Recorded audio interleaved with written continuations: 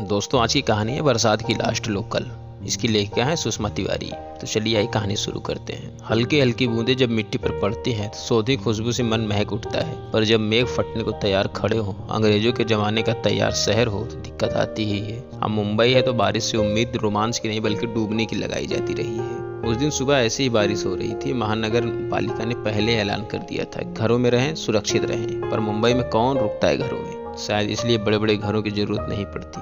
जितना समय मिलता है सोने के लिए, उसी हिसाब से सब जगह परफेक्ट है। और आरव की खोली में तो काफी जगह थी। मुंबई से थोड़ा बाहर सब अर्बन एरिया में रहना बड़ी और सस्ती जगह दिला देता है। आरव का मुंबई आना जाना रोज का ही था। आई के लाख मना करने पर भी उस दिन भी वह काम पर चला गया। शाम होते होते बारिश ने अपना रौद्र रूप धर लिया था। पूरा इलाका घुटनों पर पानी से भर चला था। आरव कभी कभी सोचता कि जितना मुंबई वाले अपने समंदर से करते हैं, उतना ही प्यार समंदर उनसे करता है। तभी तो बरसात में लेने के लिए तैयार खड़ा रहता है। आरव ने बेस्ट की बस पकड़ी और छत्रपति टर्मिनल पर आ गया। रात गहराती चल रही थी और पहले से चेतावनी के चलते आम दिनों की बनिस्बत भीड़ कम ही थी। काफी ट्रेनें स्थगित हो चली थी। आरव ने आराम से जाकर अपनी सीट पकड़ी और बैग रखकर फिर से गेट पर खड़ा हो गया। फोन निकालकर घर फोन लगाया। आई, मैं ट्रेन में बैठ गया हूँ, कल्याण पहुंचकर कॉल करूंगा। अरे तू टेंशन मत ले, वह न्यूज वाले ऐसे ही दिखाते हैं। सब चालू इधर, ठीक है चल रखता हूँ। ज्यादा परेशान तो मिलन सबवे में खड़े न्यूज वाले करते हैं। पूरे देश को लगता है मुंबई चुल्लू भर पानी में डूब गई। ट्रेन चल पड़ी और प्लेटफॉर्म से गंतव्य को निकलती रफ्तार पकड़ने वाली थी। यारों ने देखा एक लड़की भागती हुई आ रही है। हाँ, और भागे भी क्यों नहीं, बरसात के चलते आज की लास्ट लोकल थी। लड़की तेजी से आ रही थी। आरव को लगा कहीं गिर न पड़े। साफ दिख रहा था कि लेडीज कोच तक वह पहुंच नहीं सकती थी। आरव ने हाथ बढ़ाया, वह पकड़कर अंदर आ गई। थैंक यू कहकर अंदर दाखिल हो गई। आरव ने देखा आरव के सामने वाली सीट पर ही जाकर बैठी। ऊपर से नीचे तक भीग चुकी थी। वो अपने बैग से रुमाल निकालकर खुद को सुखाने की नाकाम कोशिश कर रही थी। बारिश रुकी हुई थी और काले बादलों को चीर कर आती ठंडी हवा का आनंद लेने के लिए आरव गेट पर ही खड़ा था। तभी वह लड़की भी गेट पर चली आई। आरव छेप गया। उसे लगा जैसे उसे घूरते हुए उसकी चोरी पकड़ी गई हो। कोच के गेट पर खड़ी वह खुद को आने वाली हवा से सुखा रही थी। जानती थी कई जोड़ी निगाहें उसके गीले कपड़ों के आर पार जा रही थी। जो उसे परेशान किए हुआ था, उसका मुंह, उसका छाता टूटा हुआ अपनी नाकामी पर कोने से मुंह लटकाए पड़ा था। थैंक यू, तुमने हाथ ना थामा होता, आई में मदद ना की होती तो मुझे स्टेशन पर रात काटनी पड़ती। उसने बात की तो आरव की हिम्मत बढ़ गई। इट्स ओके, थैंक यू जैसा कुछ नहीं है। मैं समझ सकता हूँ घर पहुँचना कितना जरूरी होता है। तुमने घर पर बता दिया कि तुम सुरक्षित हो। मुंबई है तो लहजे में तुम अपने आप अपनत्व लिए रहता है, इसलिए दिल जुड़ते भी जल्दी है। नहीं, दरअसल मेरे फ़ोन की बैटरी चली गई है या पानी गया है पता नहीं, बस बंद है बस। तुम मेरे फ़ोन से बात बता दो। रहने दो, ऑफिस से निकली तो बताया था। वैसे भी बाबा नाराज़ होंगे, आज मना किया था जाने से। उनका कल ही नया नंबर लिया है तो मुझे नबानी याद नहीं। कोई नहीं, पहुंचकर बाबा को मना लूंगी, वो खिलखिलाती हुई बोली। कितनी प्यारी निश्चल थी उसकी हंसी। आरव ने देखा शायद अब उसके चेहरे से नजरें हटाना और मुश्किल हो रहा था। वह आकर अपनी सीट पर बैठ गया। जाने ऐसा क्या था उस लड़की में, पहले कभी उसने ऐसा महसूस नहीं किया था। मौसम का कसूर या सुबह सुबह आई की बड़बड़, जो भी था मन भटक चला था। दादर आते ही वह भी सीट पर आकर बैठ गई, क्योंकि सब जानते थे कि यहाँ से लोगों का महासमुद्र चढ़ता है। ट्रेन जब दादर से निकली तो भर चुकी थी, पर आम दिनों के हिसाब से अब भी खाली ही थी। आरी कभी कभी चोरी से उसे देख लेता। कपड़े आधे सूख जाने के बाद भी बड़ी हुई भीड़ में काफी असहज हो रही थी। गेहुआ रंग, कमर तक लंबे बाल जो अब गीले होकर नाग जैसे शरीर को लिपट गए थे, गुलाबी सूट, लहरिया चुन्नी, कशिश ऐसी कि आरव की नजरें उसके दिल के कब्जे में थी। थाने नजदीक आते ही ट्रेन धीमी और बरसात अपने चरम पर थी। धीरे धीरे गति धीमी हुई और ट्रेन स्टेशन से कुछ दूर ही रुक गई। पता चला कि प्लेटफॉर्म के सामने पटरियां पानी से भरी हुई हैं। ट्रेन आगे नहीं जा सकती कल सुबह तक। कल सुबह तक सारे लोग वहीं उतर गए और पैदल चलकर ठाणे स्टेशन की ओर बढ़े कि शायद वहां से आगे जाने का कोई साधन मिले। जन सैलाब में वह लड़की आरव की आंखों से ओझल हो गई। भारी मन भारी कदमों से वह आगे बढ़कर स्टेशन तक पहुंचा। पूरा भीग चुके आरव ने पहले चाय पीने का तय किया ताकि भीगे बदन को कुछ गर्माहट मिले। चाय की स्टॉल पर चीर परिचित गुलाबी सूट दिखते ही उसका दिल वापस बल्लियों उछलने लगा। तुम गई नहीं बस लेने? आई मीन मुझे तो पता भी नहीं तुम्हें जाना कहाँ है। यहीं ठाणे से हो क्या? हाय, मेरा नाम आकृति है, मैं डोंबिवली जा रही हूँ, कहकर वहाँ फिर हंस पड़ी।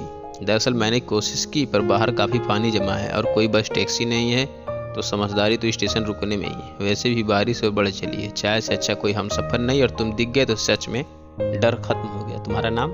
आकृति ने अपनी बात कितनी आसानी से कह दी। आरव भी तो यही कहना चाह रहा था कि तुम नहीं दिख रही थी, दिल डर रहा था, फिर शायद इस भरे शहर में कभी ना दिखो। मैं आरव, कल्याण से। चाय पीते हुए दोनों एक बेंच पर बैठकर बात करने लगे। आरव ने बताया उसका प्रमोशन हो चुका है। आज इस ऑफिस में आखिरी दिन था तो आना कितना जरूरी था, वरना वे लोग एनएससी देने में चिल्लम चिल्ली करते। आकृति ने बताया कि वह किसी प्रोजेक्ट पर काम कर रही है। घर में बाबा ने शादी की बात पर ज़्यादा जोर दे रखा है। वह चाहती है कि प्रोजेक्ट जल्दी खत्म कर ले। दोनों की बातों की तान एक बूढ़े वाले ने तोड़ी। भाव एक बड़ा पाव दिला दो। आरव ने उसे बड़ा पाव और चाय खरीद कर दे दी। पापा तुम दोनों की जोड़ी सलामत रखे। ये क्या, उम्मीदों का नया बीज बो दिया आरव के मन की मिट्टी में। आकृति हंस पड़ी। क्या बाबा, आप तो बड़ा पाव मैट्रिमोनियल साइड बन गए।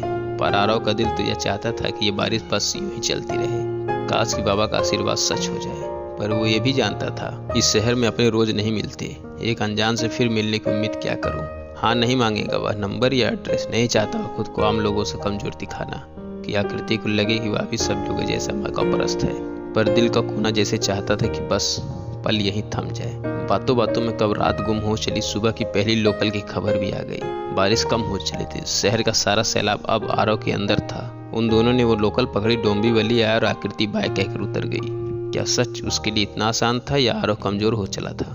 उसने कभी सपने में भी नहीं सोचा था किसी अजनबी से एक रात में इतनी लगाव हो सकता है। कई लड़कियों कॉलेज ऑफिस में मिली होंगी, पर ऐसा एहसास कभी आया ही नहीं। काश की बूढ़े बाबा की बात सच होती। घर पहुंचकर आरव को आई की बहुत डांट सुननी पड़ी। नाश्ता करके फटाफट आरव बिस्तर पर चला गया ताकि नींद पूरी हो सके, पर नींद तो गुलाबी सूट वाली उड़ा ले गई थी। आरव को करवट बदलते देख आई ने बोला, सुन आरू, एक बार लड़के का फोटो तो देख ले। मैंने उनको जुबान दी है 2 दिन में हाँ ना बताने का। कल भी सुबह तू बहस करके चला गया। पसंद आई तो नारली पूर्णिमा पर मिल लेंगे ना। आरव पहले से परेशान था, पर माँ का चेहरा देखा और माँ का फोन हाथ में लिया कि देख लेने में क्या हर्ज है। आरव को लगा जैसे छत फट पड़ी। सीधे ईश्वर का हाथ उसके सर पर। ये तो आकृति है, मतलब बप्पा का आशीर्वाद फलित हो गया। आरू, ये डोंबिवली से अच्छे काम पर है। और बस आई कुछ मत बता। तू नारली पूर्णिमा पर साखर पूड़ा रखवा दे, मतलब सगाई रखवा दे। मुझे लड़की और रिश्ता दोनों पसंद है। कहकर आरव आई के गले लग गया। आई भी आरव की इस प्रतिक्रिया से काफी अचंभित थी, पर खुश भी कि उसने बात रख ली। अच्छा बाबा, एक बार लड़की से बात तो कर ले। आई की इस बात पर आरव मान गया। भला वो खनकती मीठी आवाज जो उसकी जिंदगी में मिश्री बनकर घुलने वाली थी, उसको कैसे इनकार कर सकता था। वो बेचैन दिल लिए फोन घुमाया। डर यह भी तक कहीं आकृति ने रिश्ता नामंजूर कर दिया तो। हेलो, मैं आ रहा हूँ। हम मिले थे ना लोकल में। कुछ देर तक सन्नाटा रहा, फिर वही खनकती आवाज आई। हाँ, मैं पहचान गई तुम्हारी आवाज। आकृति की आवाज में अब शर्म दस्तक दे रही थी। आई ने मुझे तुम्हारी तस्वीर दिखाई तो मैं तो क्या कहता। शायद बप्पा ने मेरी सुन ली। आरव ने अपनी बात आगे रखी।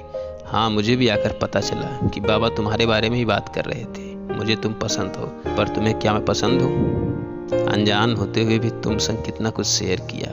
पता नहीं तुम क्या सोच रहे होगे। आकृति सच में अपनी बात कितने आराम से रख रही थी। यारो, हमारे खुशी के शब्द फूट नहीं रहे थे। प्लीज कुछ मत बोलो। यह नीति थी हमारी, जो हमें अपनी अरेंज मैरिज में जबरदस्त वाला लब भी महसूस करना लिखा था। और अभी तो तुम मुझे और जानने का समय लो। सुनो, बस ना मत कहना। हाँ, भला बड़ा पाव के बदले मेरी से मिले दूल्हे को क्यों मना करूंगी मैं। चलो मिलते हैं कल फिर उसी लोकल में। आरव की आंखों में अब नींद तैर आई, क्योंकि अब उसे सपने अपनी आकृति को देखने का पूरा हक था। कानों में मध्यम संगीत बज रहा था। हम एक लड़की भीगी भागी सी, सोती रातों में जागी सी। दोस्तों, अगर कहानी पसंद आई तो लाइक शेयर सब्सक्राइब जरूर करें। सुषमा तिवारी जी की कहानी कैसी लगी जरूर बताएं।